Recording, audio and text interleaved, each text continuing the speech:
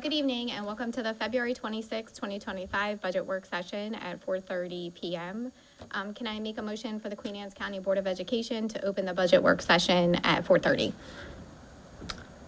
Second. Second that. All those in favor? Aye. Can we please stand for the Pledge of Allegiance? I pledge allegiance to the flag of the United States of America and to the republic for which it stands, one nation, under God, indivisible, with liberty and justice for all.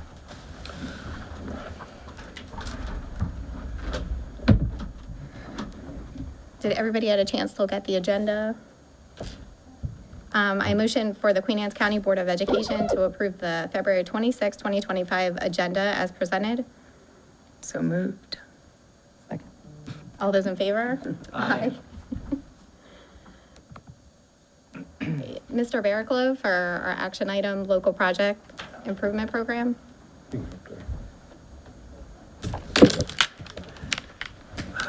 Good afternoon, Vice President QACPS, board members, Superintendent Salins, and executive team. My name is Daryl Barraclough. I'm the supervisor of facilities and design for Queen Anne's County Public Schools. Before you this evening, we have the local project capital improvement program for fiscal year 2026. So each year, support services comes before the board and obtains approval for our capital improvement program. A few things to remind everyone, the capital program is 100% separate from the operational program that's currently in the process for being reviewed and all of that, which was partially reviewed at the last budget session. So it is totally separate. They're not intertwined, they're not connected. So if one goes up, the other doesn't go down or anything like that. They are totally independent of one another. So with that said, the CIP is divided into two segments. And what we have is we have projects that are major construction projects that are eligible for state funding. And this is what I brought up is the attachment that's to the board agenda item. It is the CIP. So the first 5 projects that are up there are projects that are eligible for state funding. They were previously before the board in October. They came before the board and obtained approval. The reason why they come before the board early is that the state operates on a much earlier program than the county does, and they have a much lengthier process for the review and approval since they're doing the entire state of Maryland when they do their capital program. Those projects are currently in review. They're at a 90% review right now, and we have obtained approval for 4 out of the 5 projects. They're still reviewing to see if we can get the 5th project in there. That doesn't necessarily mean that the 5th project is not going to go. It just means we might need to seek alternate funds through alternate funding programs that they have outside of the CIP with the state. So those projects are, I'm not going to talk about this evening since they've already been discussed and approved previously. But if there are any questions on it, I'm more than happy to answer any of those questions. So what we're going to focus on this evening are the projects below that, which are the capital only projects. So this year, we have quite a large number of projects. We have 35 projects that we've listed as potential projects in the CIP. The way that those projects are established, several things that we look at. What happened? It disappeared for a second. There's several things we have to look at when we put together this, the CIP. One of them is the comprehensive maintenance plan. The comprehensive maintenance plan also comes to the board annually. That is a document that we put together that develops to maintain and improve the maintenance program in our schools and grounds. That document projects several different aspects of things like playgrounds, playground surfacing, interior, exterior painting, milling and paving, and it basically provides a schedule for when those things are done or projected to be done and implemented and incorporated into the CIP in the outlying years. The next thing that helps us with the CIP is work orders and input from maintenance. We obviously have a lot of communication with maintenance on a daily basis on things like work orders, the frequency of work orders, and the maintenance aspects of the building, what's required, what's requiring a lot of service calls, a lot of return calls, roof leaks, fire alarm issues, HVAC systems, those types of projects are typically discussed with maintenance and then they're implemented into the CIP. Another thing that we do, which some of the board members have also participated in or observed, is our roundtable discussion where school administrators will come in and they'll discuss what is a priority in their building. It might be a PA system that needs attention. It could be furniture, which we do have in the CIP. It could be several different things, but we do listen to the school administration and we do try to incorporate as much of their concerns into the CIP. One of the other things that comes into the CIP play is student enrollment. The student enrollment, we do projections every year. We visit that, and that's incorporated in our educational facilities master plan. Again, that's a document that will come before the board later this year for review and consideration. We do enrollment projections on a 10-year basis. We look at birth rates. We look at building permits that have been pulled. We look at proposed subdivisions that are in planning. We also follow very closely the processes involved in those subdivisions. For example, there's several subdivisions that are in planning right now with the county level, but if they haven't moved past the planning level, we can't really begin incorporating them in the enrollment projections because it just really skews the projections and it doesn't yield favorable results. So with all of that said, that pretty much brings us to how we get to the CIP. So we've gone through, listed all of our concerns and projected needs for 2026, and that's yielded what you see on the spreadsheet that I have shared with everybody. We've listed them with the approximate value, and then on the far right-hand side, you'll see a running total. And the reason why we've incorporated that running total is that last year, the county provided us with about $3.9 million, or just rounded up to $4 million of capital funds. That has been about the normal average that we've been getting, and that doesn't take into consideration the central office, because that's really an anomaly that doesn't really play into the overall picture from a CIP standpoint. So we've kind of excluded those funds from what previous years have been provided. So if we look at about a $4 million mark, that brings us to about project 16 on our list. That's if they fund to what we were provided previously. We're hoping that we get everything on our list, but again, it's going to come to what the commissioners can afford to give us in their consideration when they've got to consider all the other county agencies who's coming before them and asking them for capital funds as well. So with that said, I can kind of run down briefly through the list of projects. So we have, as our number one priority, which is a safety concern, we have security hardware upgrades at our schools. So what this would be is since it's our first year of requesting this funding, we have to conduct a survey of the schools. So part of this funding would be to hire an architectural firm to go out, survey all of our schools to determine what the actual needs are from the type of hardware that it is, what the function of the hardware is. Does it function the way that we need it to or want it to? Does it meet code?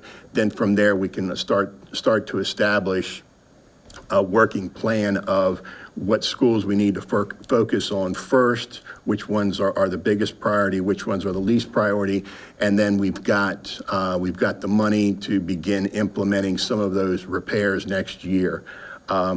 With it being $500,000, and you'll notice it does say Part 1, so FY27 would have another $500,000 as priority 1, and we would continue with that priority 1 until we address all of the hardware needs. And if anybody has any questions on any particular project as we go through the list, please interrupt me and ask. I guess, I have a question. What is security hardware exactly? Like the locks and doors? Or? It's basically it's being able to lock your classroom from inside your classroom without having to open the door and use a key on the outside of the classroom. Given that our classrooms our schools have had renovations done at various times. Some of them haven't been renovated since they've been constructed.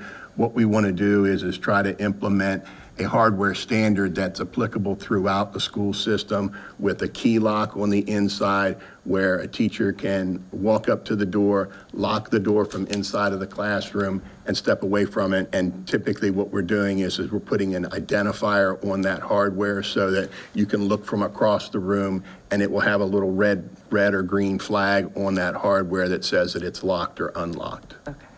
So what we're trying to do is implement a standard that we want to get that across the entire school system, all grade levels. And is that just interior doors or everything? What I'm proposing to do is all of the doors in the school. So it would be classrooms, offices, exterior doors and the like. Okay.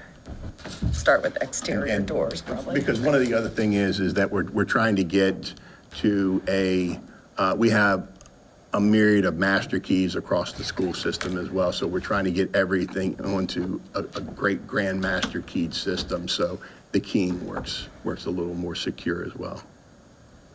Thank you. Sure. So moving on, we have perimeter security fencing. This is providing fencing at 3 of our elementary schools, Bayside, Ken Island Elementary, and Graysonville. We've received some concerns from the administration there about just people kind of wandering onto the school grounds, especially at Ken Island Elementary School in Bayside, because the cross-country trail runs the edge of that school. So we want to get some security fencing up. Right now, there's a split rail fence that really doesn't offer a whole lot of security or really delineation between what side of the fence you should and shouldn't be on. So we've actually even received some comment from our SROs that it would be nice to have that fencing. So that's what we're looking at there. Number 3, this is Kennard Elementary School. This is the actual construction for we had funding last year for the design. This is the actual construction. This will take care of some stormwater management issues that we have over by the teaching parking lot. We have some settlement similar to what we talked about at Ken Island High School last meeting. We're having some issues with a failing inlet, and the whole system, it just isn't working out there. So this is to put a small stormwater management structure in. So that's what that is.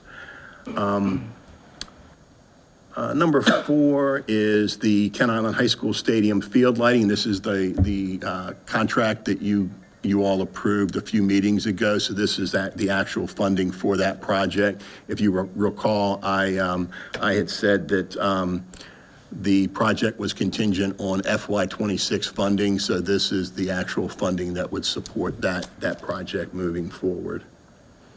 It's different though. It's more. It's like. It's 330 because this includes the contingency.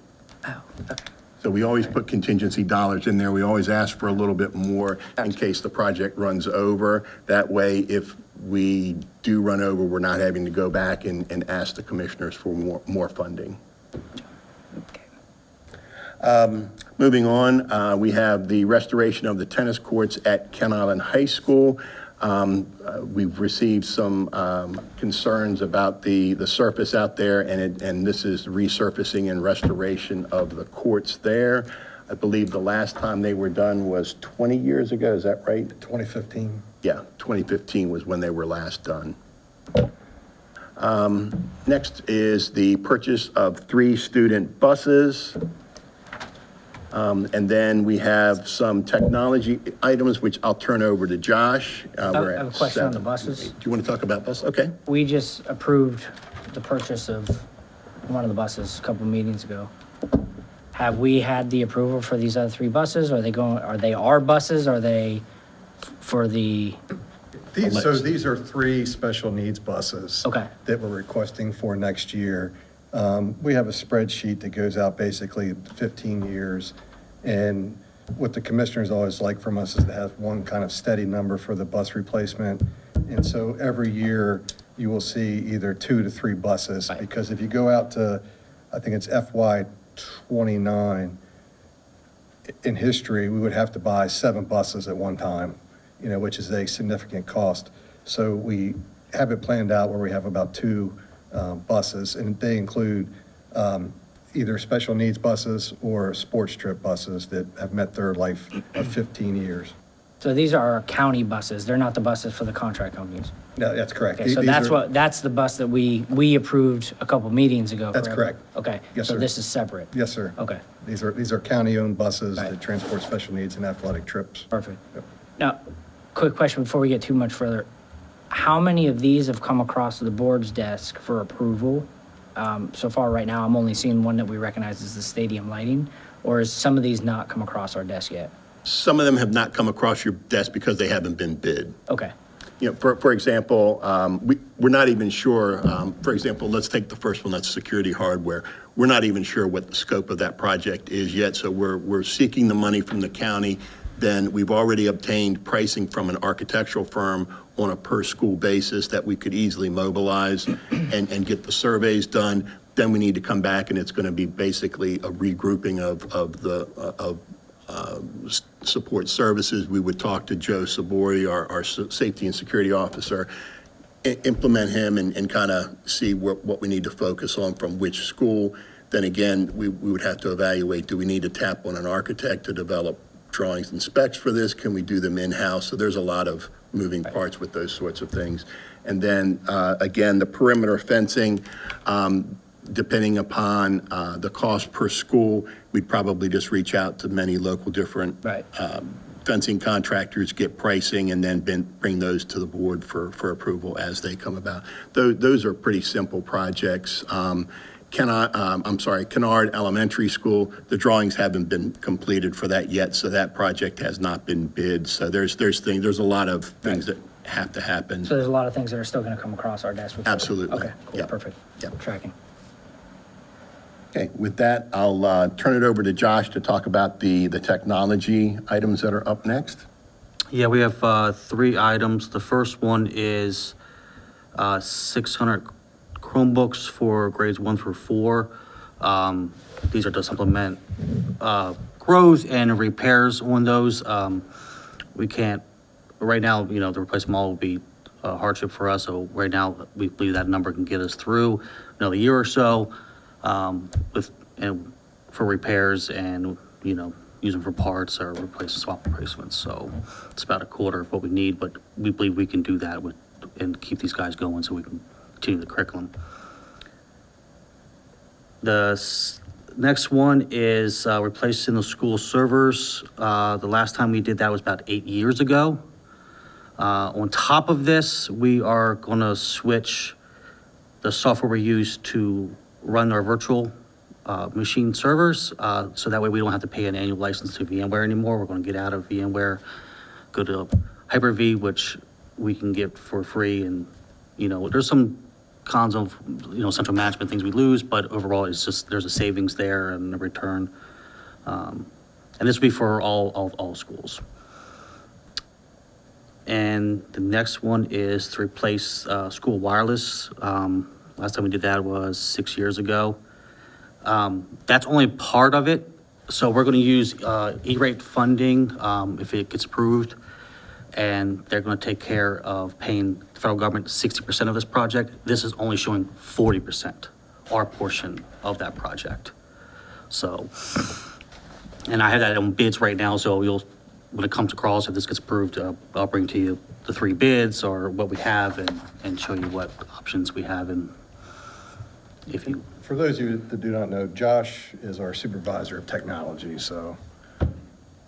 And Josh, going back up to line item 7, yes. that was not your original ask. Do you want to talk just about? Yeah, the original ask was to and replace why? 1 through 4 is 2,400 units. Thank you. That's what I wanted to clarify. So that's to replace a 1-to-1.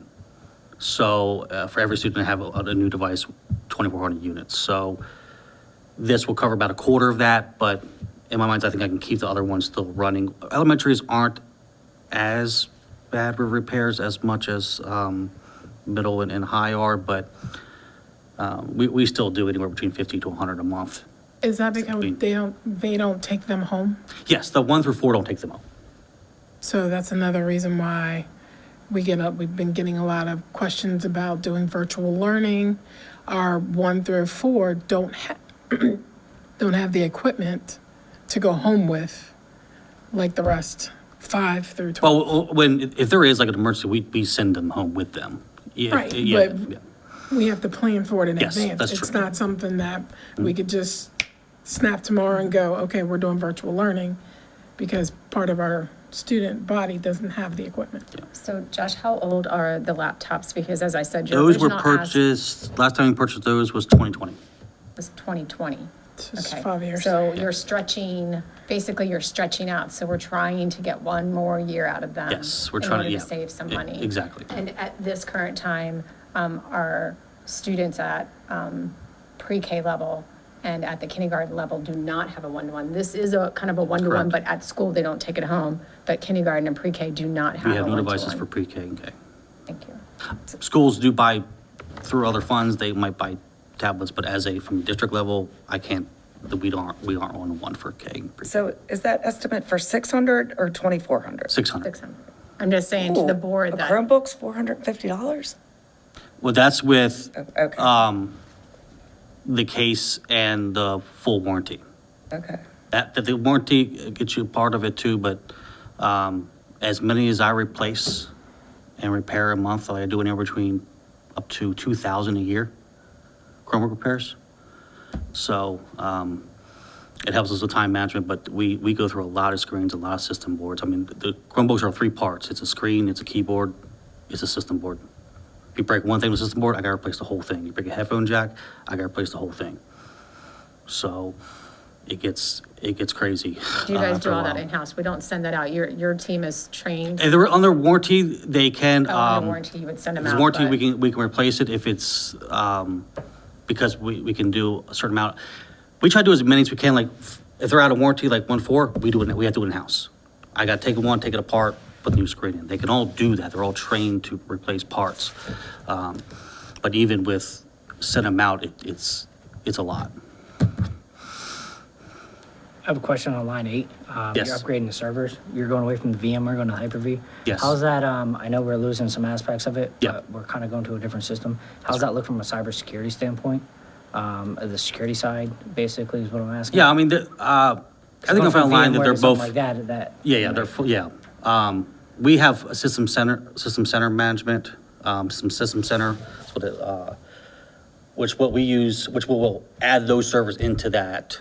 And basically, anytime there's a 0 day or an important update, it will just self-update every single day. So Hyper-V is basically Microsoft Windows. It's something I have to update every single day when it comes to those servers. Same thing with our other domain controllers. So I haven't heard any difference between the two. I mean, our servers aren't connected to the public internet, so you can't get them from the outside. That's a big plus for us. You have to be inside in order to get them.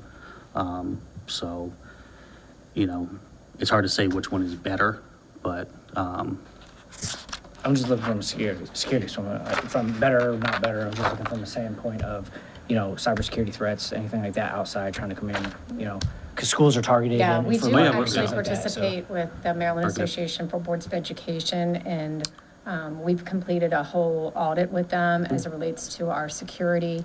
They basically try to get into your system, hack your system, trick your system on a regular basis. They also provide you with a list of recommendations on how to make sure that your system is, really proof, that no one can get in. And Josh, under his leadership, he's done great. Every single one of the recommendations have already been implemented from MABE. I'm happy to provide that audit report for you and what we've done to ensure the security of We our just system. did one. Yeah. I don't think you were, I understand like that aspect. I was asking, what I was trying to ask, I'm sorry, was we're going to something that had an annual fee and such. The new system, how is that comparatively to the new one with the cybersecurity? Going from VMware, which is highly sought after, a very good brand, a very good option, to the Hyper-V that you mentioned. I was just asking, would there be something different that we would have to do, something that would be, because you don't have that annual cost, you don't have them. Yeah, the same it'd be thing. part of the plan. I mean, yes, we would have to set those up a little bit differently because we have to keep Right. that in mind, being a Windows versus a Linux operating system. So everything kind of changes on how you update and how you manage it. Luckily, a long time ago, we bought something that we can essentially update things. So, yes, there's certainly a big difference between the two. Because it's more work too. Yeah, it's more Right. work. So that's what I was just asking. Yes, if it's we just have- more work on my end. Right. Okay, moving on. 10 and 11 are somewhat connected. They are the playgrounds. It's the 2 to 5-year-old playground and the 5 to 12-year-old playground at Kent Island Elementary School. In the past, what we've done is we've tapped a contractor who has done playgrounds for us in the past and piggybacked on a cooperative purchasing agreement. I know that that's not a favorite of the board for doing that, so we're going to try to approach things a little differently this year with regard to these two playgrounds. And what we're going to try to do is we're going to try to look at a design charrette approach where we reach out to 3 playground contractors who have done a lot of work with various school systems in the area, in the Maryland area. We would tell them what our budget is. We'd tell them what those playgrounds need to incorporate as far as a number of swings, what adaptive things we want, what type of covering we want, what type of play surface we want to see. And we basically give them the opportunity to provide a design, and then they do a presentation to a committee that includes the school members and some curriculum folks. And then they do that presentation, and then we score those presentations, and who would score the highest would be the candidate that we would look to bring to the board for approval. So it does provide competition, but it's competition in kind of a different manner. It's a design competition. It's not a competition from a funding standpoint. So what we would do is we would disclose to them what our budget is. We'd reserve a little bit of money for contingency, let them do the design, and then the committee would select the best design from that they're the happiest with. I've done this once before in Calvert County, where I came from before coming here, and worked out very favorably. So we're going to try to implement that this go round when this funding is approved. Is it still an option to include the piggyback? They as one of the would, they would options? be using a cooperative purchasing agreement once they're selected. But what it does for us is it's kind of a different way of demonstrating to the board that we're getting the best value for our dollar. We're still going to come in within budget, because obviously we're disclosing the budget beforehand. Right. They're building to the budget, but we get the opportunity to look at least 3 different vendors to pick and choose what we think we're getting the best value for the money that we're spending. So, Thank you. moving on, number 12, this is it's a walk-in cooler and freezer for the maintenance facility. So when we When we vacate this building, currently our walk-in cooler and freezer are on the end of the building behind us, on the back of the building. We don't know what the disposition of this building is going to be from a short or long-term standpoint. We haven't worked that out with the county commissioners yet. When we exit this building and move to the new building, the property does become reverted, it does revert back to the county commissioner. So we would no longer be able to utilize the walk-in cooler and freezer that are here. What this money does is it provides a walk-in cooler and freezer built inside the warehouse facility that we have on Roosburg Road, just up the street from Centerville Middle School. So this would be a walk-in cooler and freezer that's housed kind of centrally within the county, not too far from where the current walk-in freezer is, but it does put it on our occupied property. I have a silly question, newbie question. Why do we need a walk-in cooler and freezer? It's, Sid, do you want to chime in on that? You So can- basically, Do we? we order commodities, and we order in bulk. And so they deliver them here, and a lot of the freezers and walk-in refrigerators in the schools, they're not designed to hold that much in place. Plus, the other issue is that we do have walk-in freezers and refrigerators that are on monitors, but sometimes they do go down. Absolutely. And then we have to file a claim with that food that we lost in there. So the other easy issue is if it's inside the warehouse there, it's not exposed to the exterior, and there's also a loading dock for when a tractor trailer comes in to use the forklifts and to get all the commodities off of there. And then, they're stored there. But we do have delivery straight to the schools. But again, you're based upon what you can hold in there. Oh, all right, thank you. Just wondering why we had to walk in. Yeah. Okay, moving on, number 13, camera and access control maintenance. This is just a line item that would be carried for each upcoming capital fiscal year, and it provides basic maintenance on our surveillance cameras, the surveillance camera system, as well as access control. We haven't had a line item in there for this in the past, so it's been very difficult to handle cameras that are down or cameras that need to be replaced. We have cameras that have been in operation for 10 years, and they've far outlasted their expected life. So if we get to the point next year, for example, if we do get funded the $50,000 and we get to the end of the year and we haven't exhausted all of that $50,000, what we would then look to do is try to take some of that money and then just begin proactively replacing cameras that have reached their life expectancy, just to be proactive on getting them replaced. And then obviously fiscal year 27 would have another fresh $50,000 line item for that, for any necessary cameras that would go down. The 14 is the audio system for the gymnasium and cafeteria PA at Mattapique Middle School.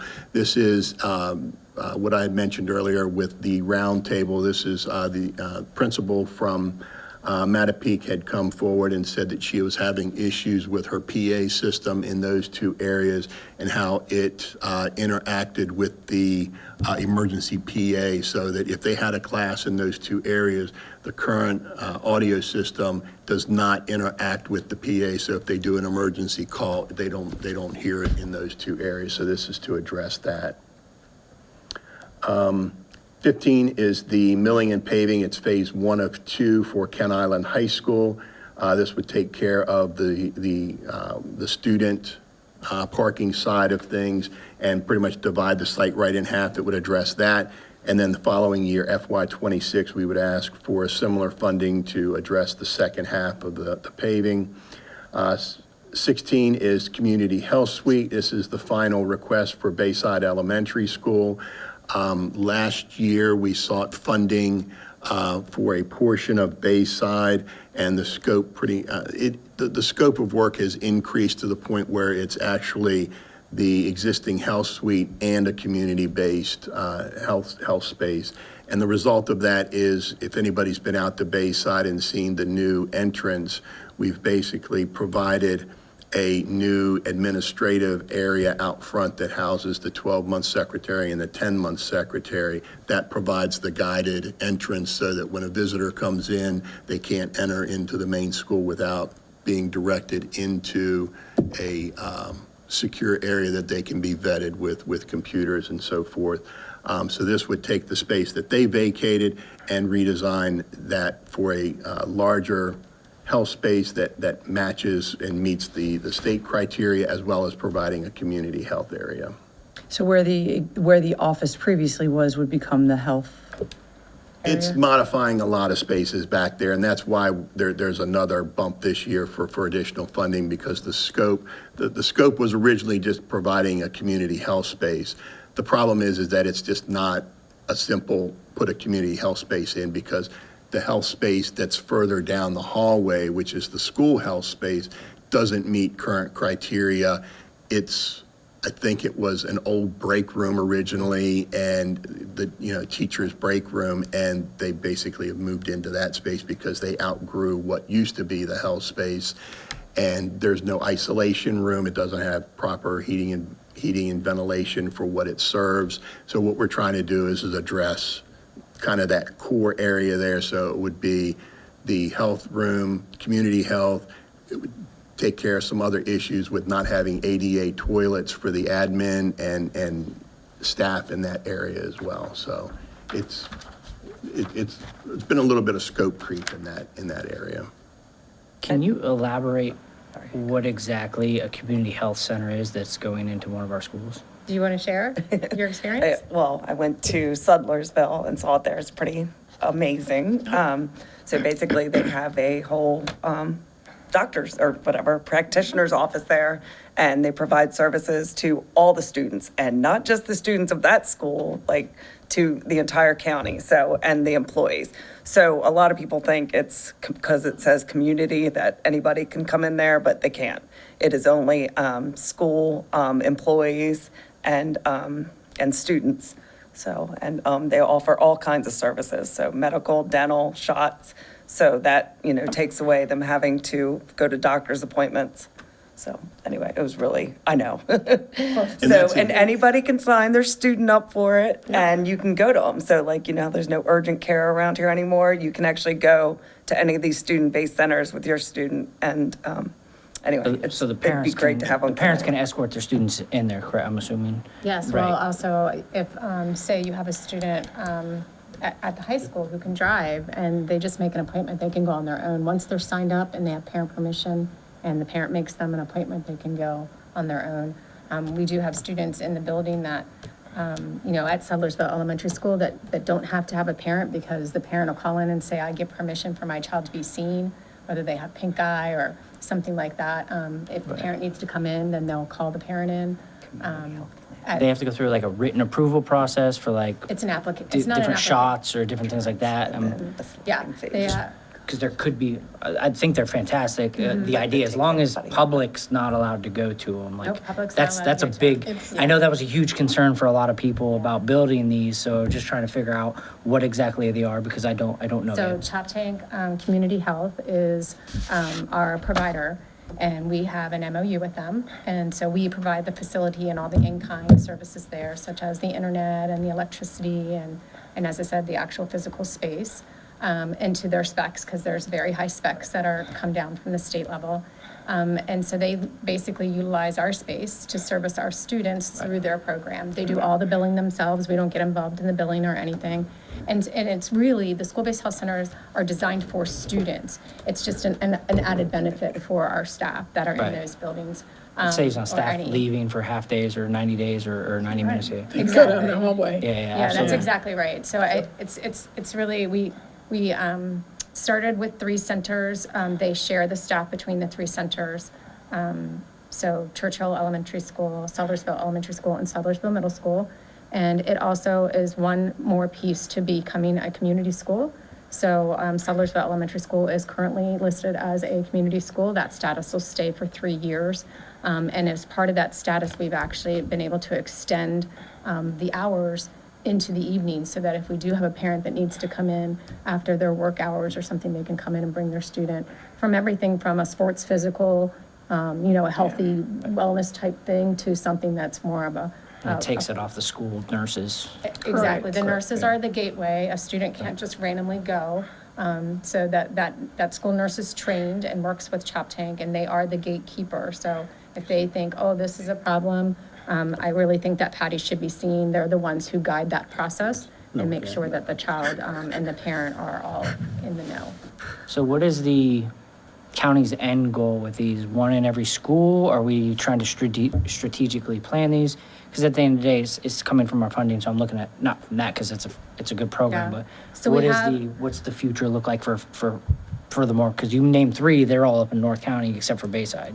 They are, no, not. County or Yeah, they Churchill, are in up North that County way. because when we did a needs assessment, that area was the area that needed Right. healthcare services the most. So they had less access to healthcare than any other part of our district, so that's why we started there. Most of those students were actually, especially at Sudlersville Elementary School, were accessing Caroline County's school-based health centers, interestingly enough. A lot of them were doing that, but because it's for students, so that's why they were able to do that. So we have designed 5 additional ones in different areas throughout the district.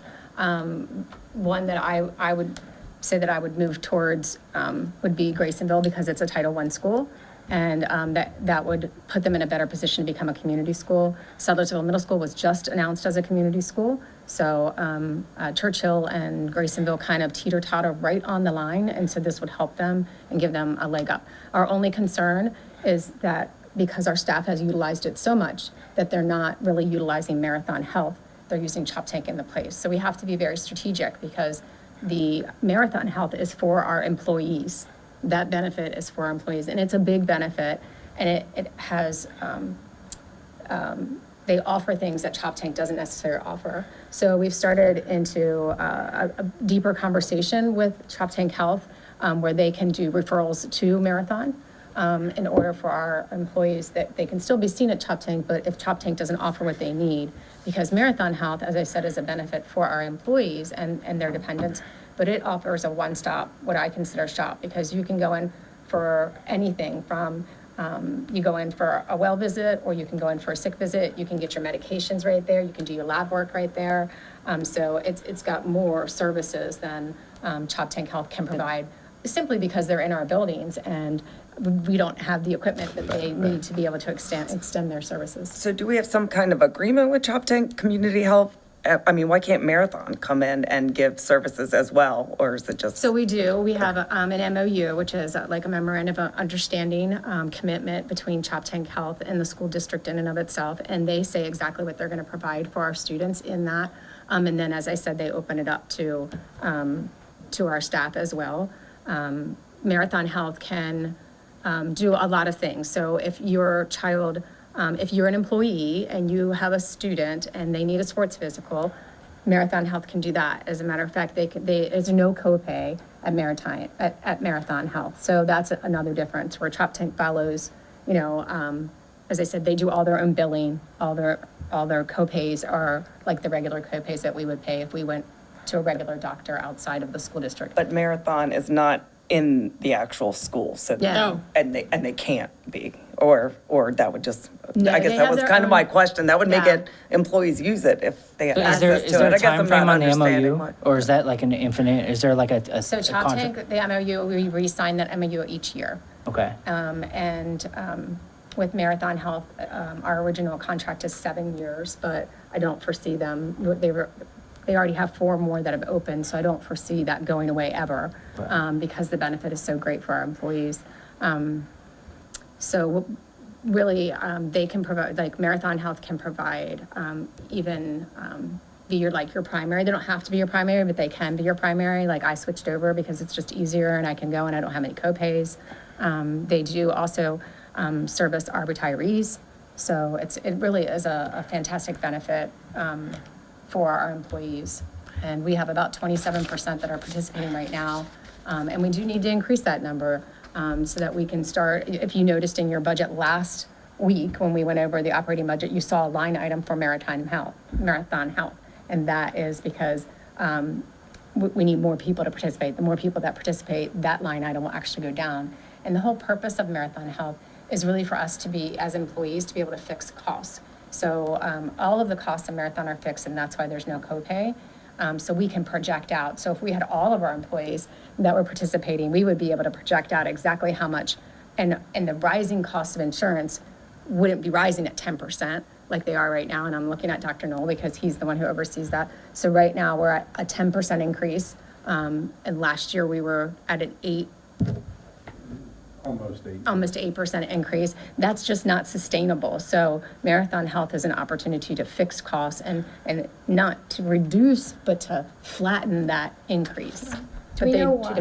Do we know why? Have you guys done like a survey why more people aren't utilizing it?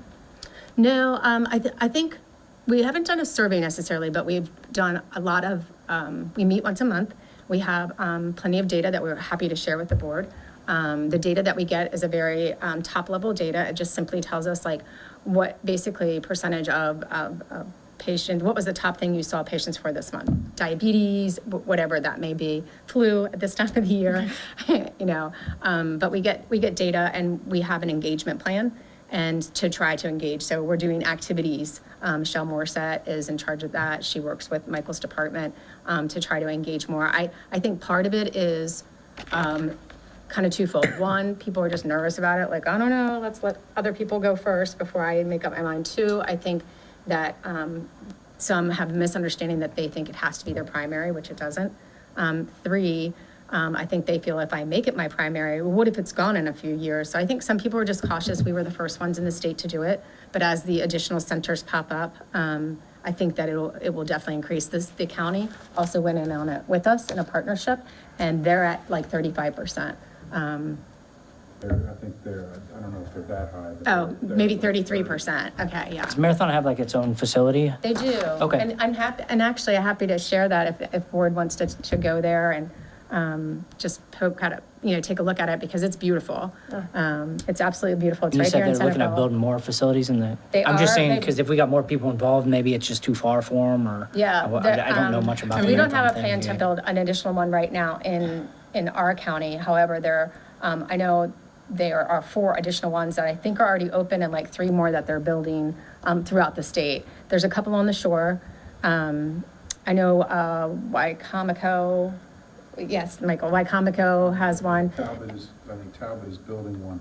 And we just entered into a new, MOU with them to say, hey, if our folks are there and they have an emergency, can they go to your center? Not that they would, could be served for like a wellness or like a primary care physician type of appointment. But an agreement where if one of our employees is in the area and has an emergency, could they use the facility? So we just finalized that agreement. But our doctors are amazing. They're so good. It's Dr. G and Melissa, we call her Dr. Melissa, and they are just amazing. They've been out to all the schools to talk about the program, and we have, actually the union, our union president has been a big cheerleader for us, and we appreciate that partnership. Just hoping to Question. continue to. About the community school, so say the students use it, is that all coming from the parents' insurance, I'm assuming? Or Yes. does that no cost comes from the county having to pay for it? Is that even with the teachers who use it, is gonna go off the insurance So- that they have? Yes. So The none of that's school-based- like the school's not paying for, No, for school-based health centers, we pay nothing. I Okay. mean, we just are the in-kind service Right. of them using our facility and electricity and stuff. Okay. But with Marathon Health, it is a per person cost to that. Right. And that's why the more people, the reduction of the cost. And we will continue to grow that facility.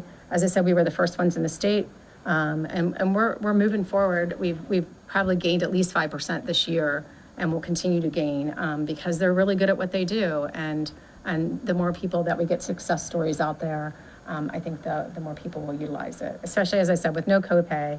If I had my 3 little ones at home, I would be like, oh, no copays when I go every time to the doctor this time of year with them, type of thing. So yeah. Sorry to digress there. It's fine. Apologize to.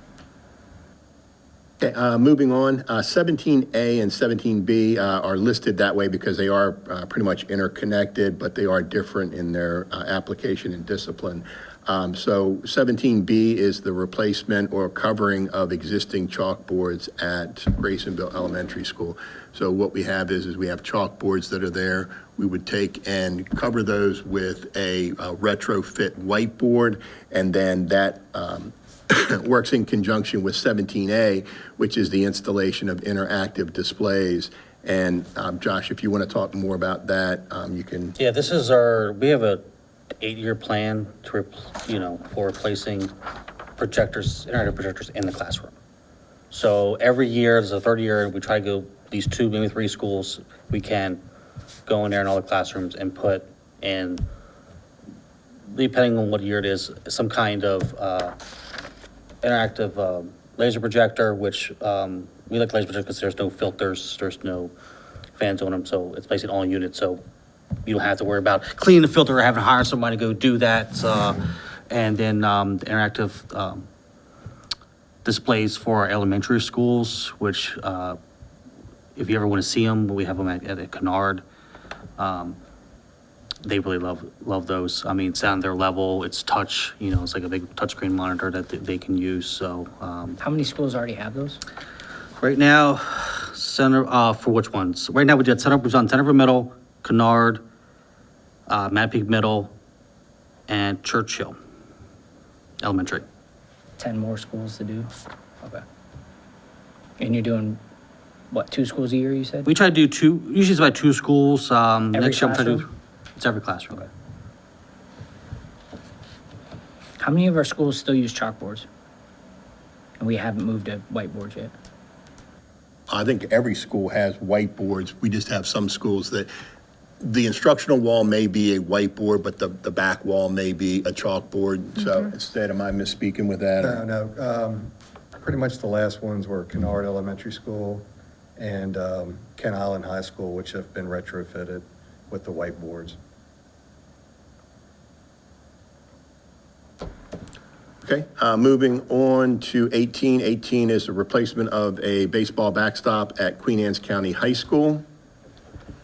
Then we have 19, which I believe everyone is familiar with. This is the continuation of classroom furniture replacement. This would be the second of 3 years of this process.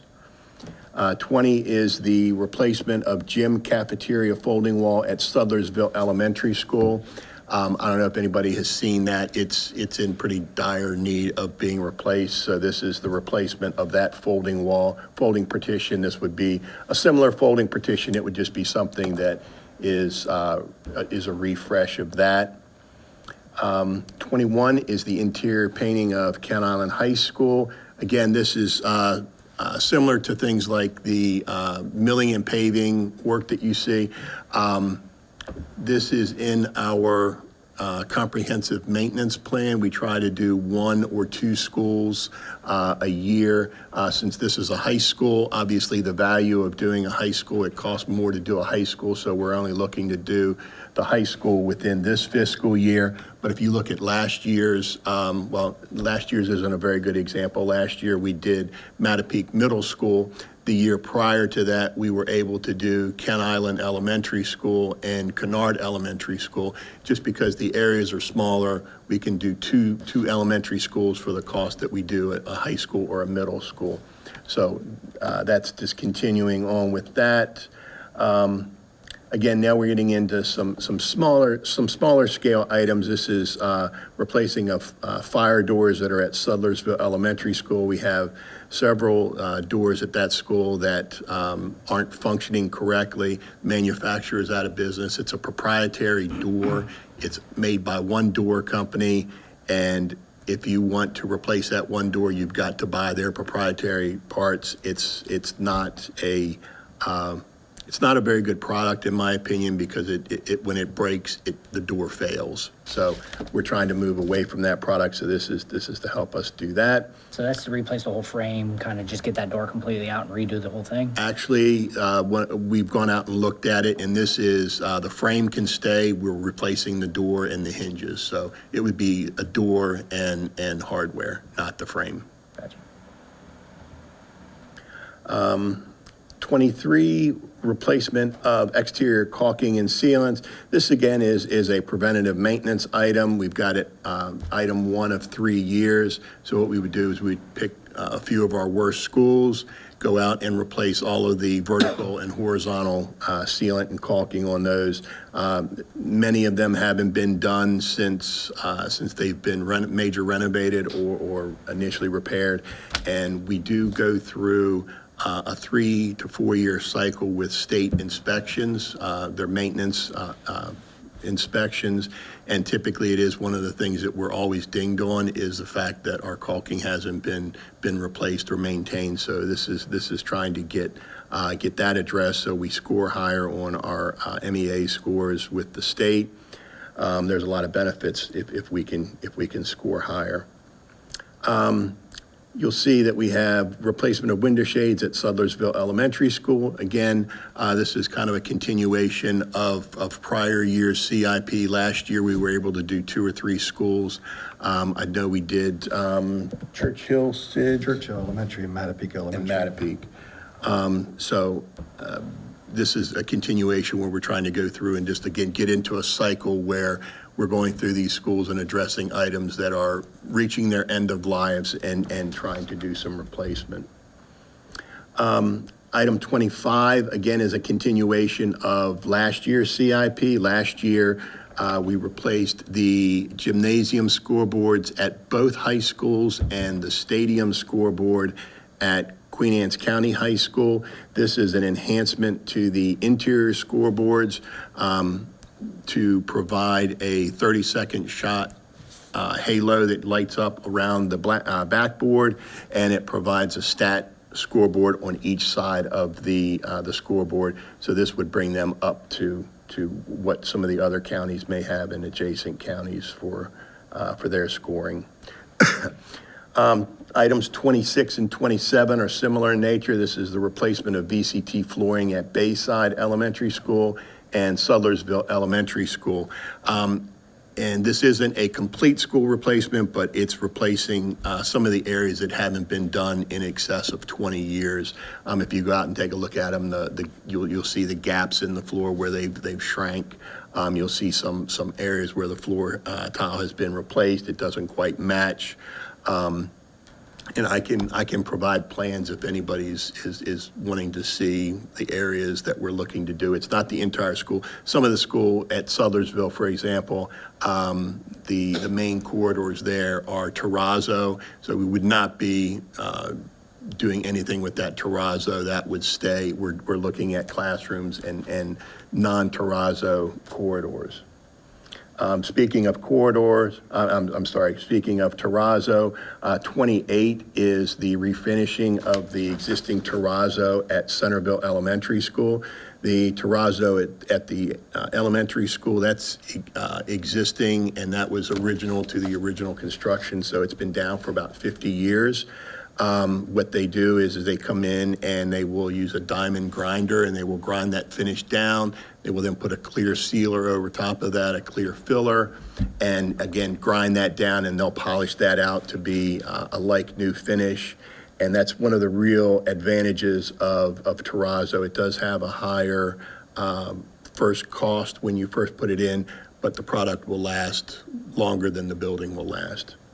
And we're obviously seeing that with Centerville, with the quality of that installation.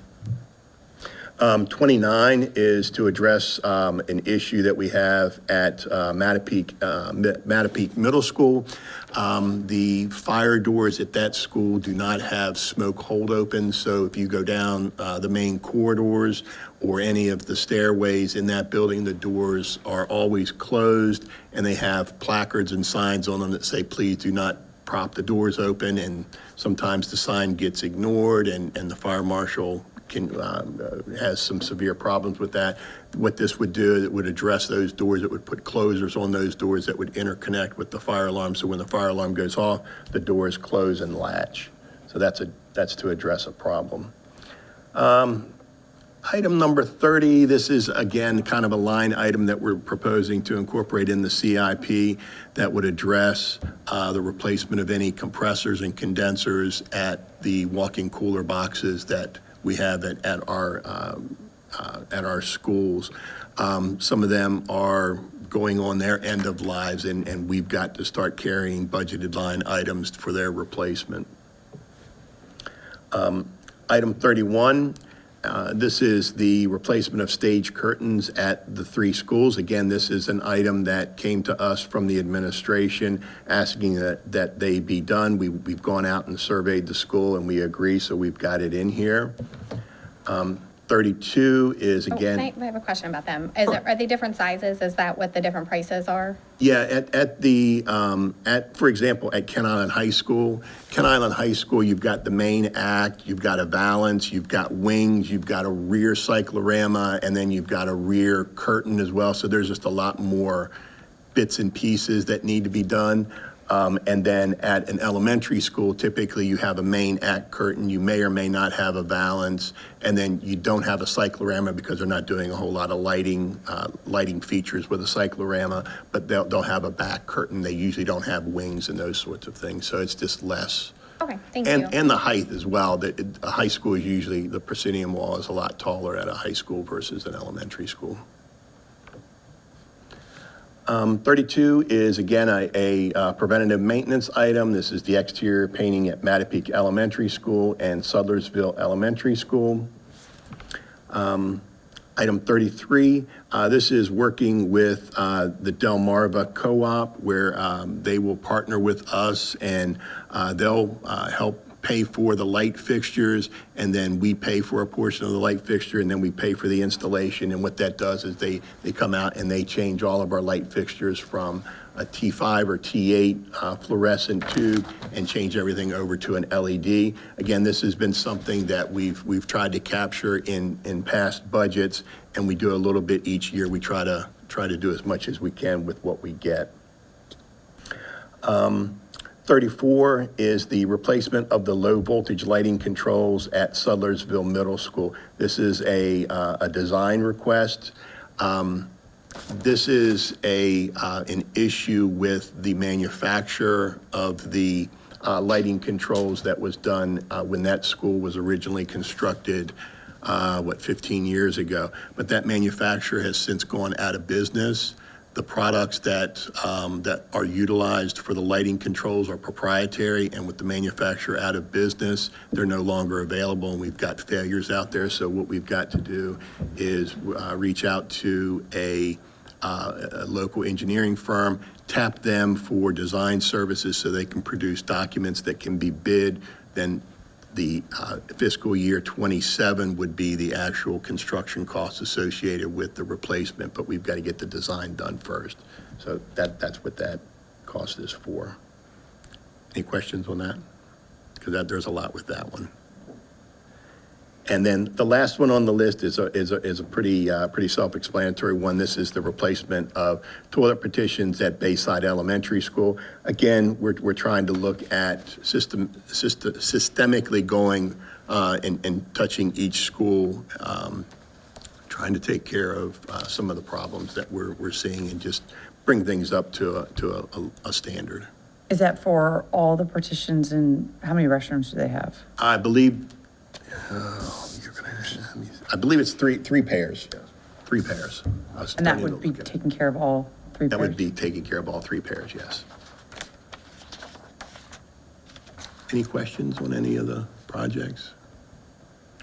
So I see the total at the end of 35 being 6.5 million. Have we been allotted, or is that the 4 million you're talking about, or was the 4 million that you usually see for the first 5 you were talking about? No, the 4 million is the state, or I'm sorry, so I'm going to scroll back up here.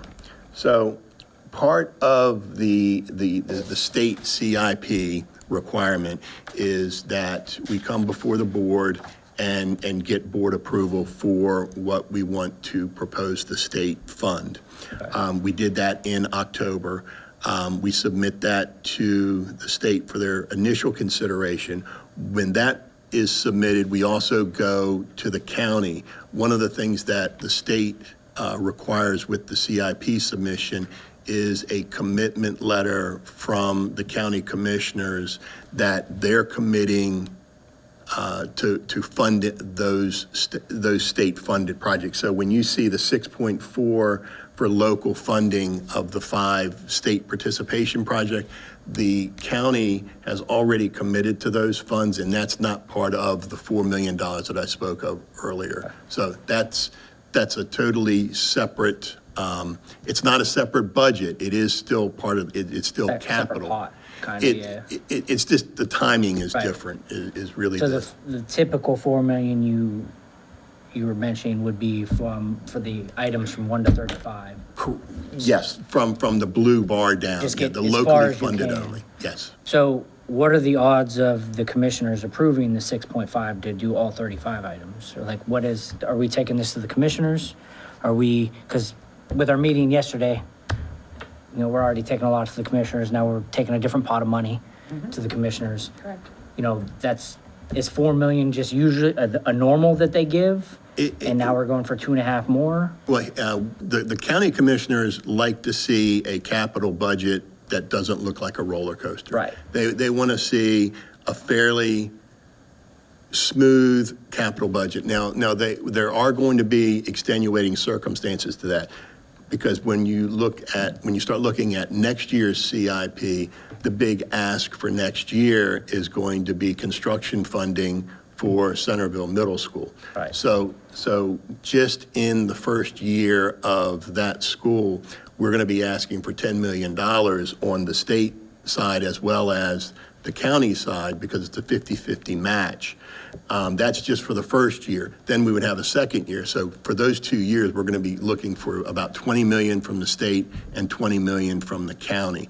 So a lot of things go into what they're looking at from a capital budget. But what we wanted to do this year is at least show the county commissioners what our need is. So if they can give us $6.5 million, I'm all in favor of it, and we're more than prepared to Right. make it happen. But that's why we have the running total here, to where if they can only give us 4, we know where our breaking point is and they can also see that as well. So if they see a project that they think is something that's near and dear to them, they can kind of commit to 4.3 or 4.5 or 5 or whatever the case might be. But we wanted to make sure that we didn't assume that we were going to get 4 million and just cut the list off there, because we want to also demonstrate to them that the need is there for a lot more than Smart. 4. Absolutely. So what's previous years, have we stuck around the 4, or have you gone to the 6s? Because you say you don't want to do up and down. Have previous years, because I haven't seen that, Well- is it around the same amount here? Well, for example, the last few years have been very different because of because of the central office building. So last year, on top of the $4 million that we got for our general local projects, there was an additional $10.5 million, which was $9 million for the central office building, plus 1.5 for fixed furnishings and equipment. And then the prior year to that was the first $9 million for the funding of the state, for the central office building. So for the prior 3 years, they've been very high. Okay. So this is the first year where we haven't had that major expense of the central office building. So we're back to what that normal ask has been. For the, sorry. There you go. For the Centerville Middle School, the feasibility study is done. I know last time, have we hit that threshold where the state is going to contribute, or we're not there yet? We're still in that approval and review process. I was just speaking with Dr. Kibler before the meeting. Where we are with that project, we've wrapped up our ed spec meetings, so we know what we need to build in order to make the program work. The process now is we have to convince the state of our teaching method and how that's going to drive the efficiency of the building, and we have to ask for a variance at the state level to build more classrooms than what the state wants to fund. So they never want to give us more money than what is programmed, from their cookie cutter school programming. But when we can demonstrate that we teach differently, whether it's team teaching or whatever the case might be, and I'm not an expert on that, so I can't elaborate beyond that. But if Dr. Kibler can, articulate to the state that we teach differently and it requires more teaching stations. Pretty convincing. Well, I'll give you an example. So in my previous district, I built an elementary school, and almost 50% of the population was multi-learners, language learners. So we were able to designate a need that their teaching looks a little different. It looks closer to what a special education student might get. So we argued with the state to say, you give us different square footage as it relates to the percentage of special education students we have. You should give us a different square footage based on our multilingual learners. And we were successful in that. So we have a little fight on our hands, right? We gotta just kind of keep working at it and work every angle to try to get them to understand that this is truly what we need in order to provide an appropriate education for our students at that middle school. You know what I mean? Like, it's a little bit of a tug And it of showed war. that, there can be no build on, it's got to be a whole brand-new build, right? Well, Is and that- what we're doing right now is we're developing the program. So this is kind of the recipe. This is going to tell you how many eggs you need, how many cups of flour, and that. So this is basically providing all of the ingredients that we need to build the school. The next step, which is the feasibility study, is going to take that program, and what we're going to do is apply it to this building, we're going to apply it to the existing building, and we're going to apply it to new construction.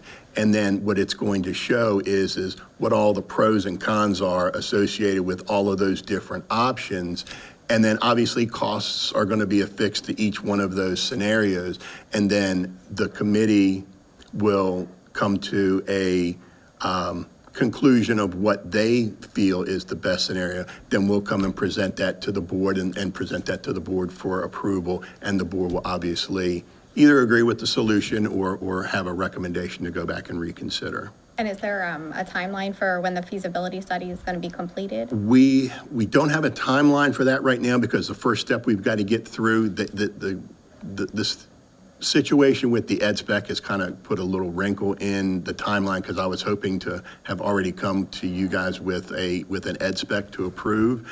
But we're actually meeting, Dr. Kibler and I and the architect are actually meeting on Friday to kind of iron out how we're going to present this to the state to try to get over this one little hurdle. So, Okay.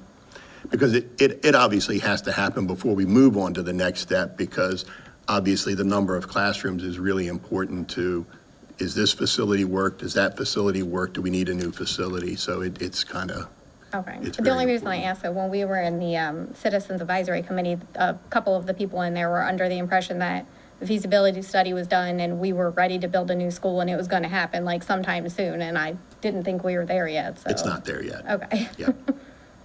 I have a question. On item number 19, general classroom furniture, it's the year 2 of 3 for the 600,000. Does that have is there any overlap with the one that we had approved recently for the Queen Anne's County? It's like desks and chairs, and I don't remember how much it was at the time, but I remember saying it was a three-part.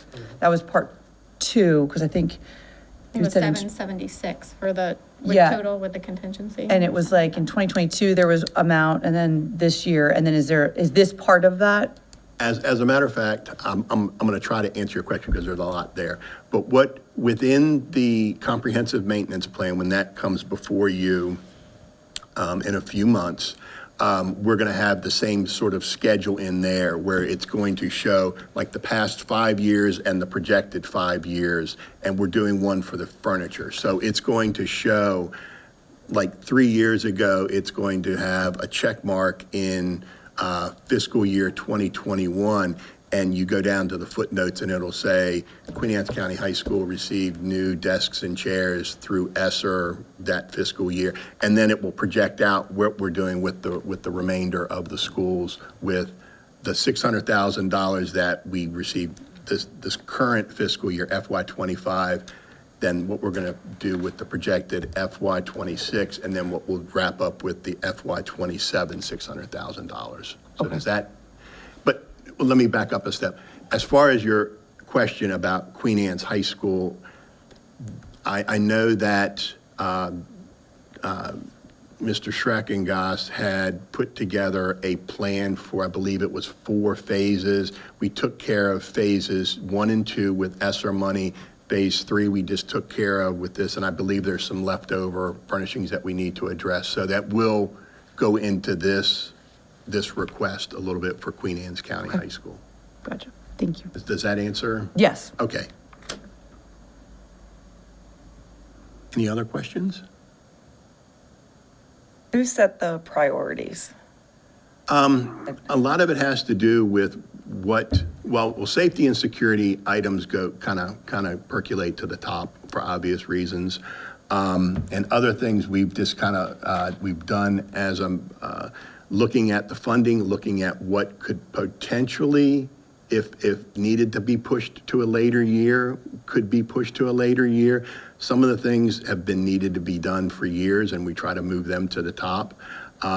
It's a combination of different things. Mostly it's need, money, availability, and being able to, to make it happen. Yeah, I was gonna say, I mean, it just seems like the fire doors and things like that, like if we didn't get all the money we need, would go higher than, a baseball backstop. Not that that's not important, but. It's a tough balancing act. Okay, all right. I actually have a question on that. Have we looked at, because the baseball fields, softball fields have advertisement in the outfields and such. Have we looked at a local fence company that might be willing to come in and do a backstop for like 10 years of their advertisement on the backstop? Something along those lines? Have we looked into process there? Because that saves $60,000. It could go, We have not, but we can look into that.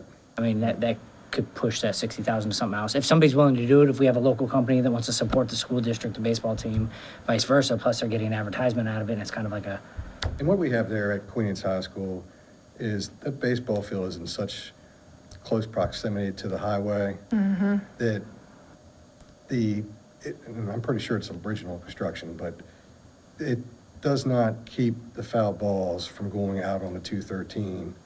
And so then, next thing you know, you got kids running out to go get a foul ball where the ball is going out to where, if we can correct that problem, and that's kind of why Oh, it's so of there. course I picked the one that's not. That's a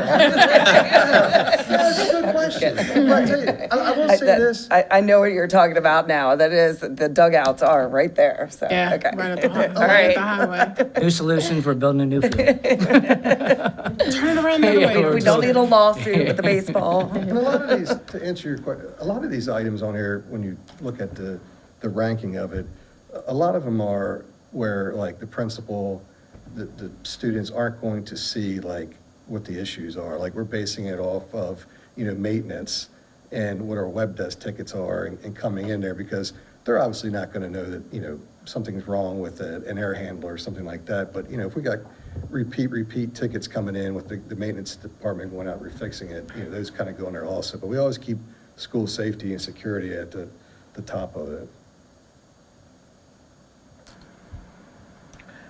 Any other questions?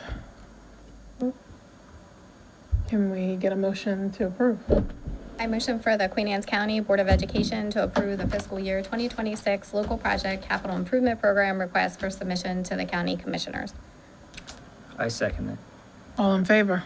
Aye. All right. Thank you, everyone. Thank you. Future meetings. First, thank you, Vice President, Oh, no problem. for starting us off. Next meeting is next Wednesday, 4:30 closed session, 6 o'clock is the regular board meeting. Look forward to seeing you all there. Motion to adjourn?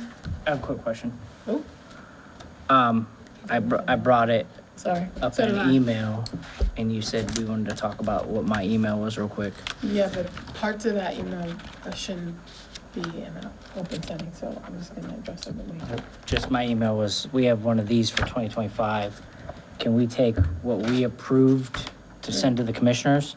And can we get something similar to this with these numbers in there? So we're not resorting to doing the back and forth thing? Can we get another line showing the increase, but showing the budget for everything? Before we go and just take this, you were approving it. Are we able to get this year's budget with this on it? It doesn't have to be like fancy or anything like this, but so we can actually see it and see the numbers side by side, what has changed, what hasn't. Do you mean like approved and actual? Is that like when you go back and look at the numbers? Is that what you're asking for? So this is last year's, right? That's our current year. Well, current, yeah. Yes, current year. So taking the one that we approved to take to the commissioners that we discussed yesterday, and just taking this increase that we have, but putting it where we're at moving forward, like on each line item. So we know which these items are moving and changing. Because here, you're like, here, we got this is an increase here, and you're looking over here. You gotta go back and find out what it was, what's the increase. I'm just looking for it when we make a decision, instead of having to resort back, and I know Kendra asked the same question. I'm just processing, Yeah, no, thinking, I get it. because to touch the whole budget book line item by line item is actually kind of almost like building the budget for next year, and that's why we bring a summary page, because to build out all 4 options for the board would be impossible, we just don't have No, the I didn't say staff. all 4 options. I Right, just but said the even one. that yeah. one, just to build out one option is very challenging, actually. It takes a lot of time and energy, because you have Don't to touch build every it out single. anyway? Excuse me? Don't you have to build it out anyway? Well, we do once it's approved, but if it's changed, then we would have to go back and rebuild it from scratch and touch every single line item again. But I don't know, Matt. Well, I was Dr. going to say, Kibler, do you- what has happened the past few years is, so we would send this summary page to the commissioners, we'd go through the process, see what money we actually get back, or like what they're going to give us, and then this book would come to you all, and you would make it official in June with what we know the money is. Right. So that's what I'm asking, before we make an approval, so we actually have time to look at it. I thought, so, We're not again, trying, this is. we're not no, trying to no, go no, no. against you. We're just No, no. trying to figure out a way to make it where we can actually do it, because it's, So we were told, like, we have to have our budget ready to be sent to the commissioners for approval by March, right? End of March? yes. So we have to approve something by the end of March, correct? Correct. Okay. So are we gonna look at it and just approve this, what we took yesterday? Or are we gonna have one of That's typically these? what we have done over the last at least 4 years. This is my 4th year here, and that's typically what we have done, is provide the summary that only touches what the differences would be for the upcoming year, not every single line item. That would be challenging, because we would have to build it out actually in the system to create that book that you're holding. Even to do one with just what we're projected to get, then we would have to, if we don't get exactly that money, then we'd have to do it again from scratch. So we would really be building 2 full budget books, the way that the system works. So what I'm saying though is, we're trying to approve $100 and some million budget, but we don't actually know what the line item budgets that we're actually gonna approve? Isn't that kind of contradicting? So we're just proving these up here, but we don't actually know what the money's being used for. If it's not in the line item, if we're not seeing the line items, and we're approving If you $100 and look some at our million current- for operation. If you look at that current book right now, that has every single line item in there. Right. And that summary sheet's only showing what's changed. So if you go to a line item that's not changed in that budget book, and you say, hey, I don't like this line item that's, $150,000, that's for whatever line item it is, and you say, I don't like that, I want you to change that, then we would go to the summary page and we would say, we want to either decrease or increase that line item that you feel is not appropriate. But those are based on trend data that we've provided 5 years for the board. Okay, I'll take a deeper look at it, we can discuss it more next week.